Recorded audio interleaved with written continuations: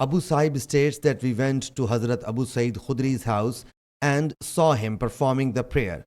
I sat down waiting for him to finish his prayer. Meanwhile, I heard a stir coming from the sticks lying in a corner of the house. I turned around to see a snake there. I rushed to kill it, but Hazrat Abu Sa'id radiyallahu anhu motioned to me to sit down. So I sat down. When he finished his prayer, he signaled to a room of the house and said, "Do you see this room?" I said, "Yes." He said, "A young man amongst us who was newly wedded lived in this room."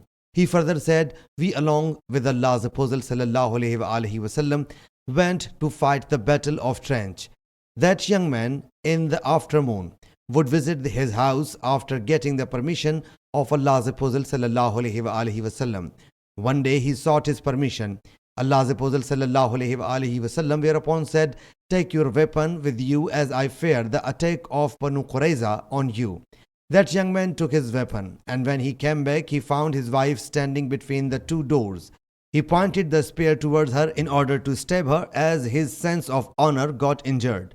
That woman thereupon said to him, 'Hold your spear back and enter the house until you see which thing has driven me out.' He entered to see a huge snake coiling on the bedding. He pounced upon the snake with the spear and pierced it into the snake. Then came out and fixed that spear in the house. That snake quivered and made an assault on the young man, and no one knew which of them hastened to die, the snake or the young man. We then entered the presence of Allah's Apostle ﷺ and mentioned this episode to him. We submitted, invoke Allah Jalla Jalaluhu to resurrect him.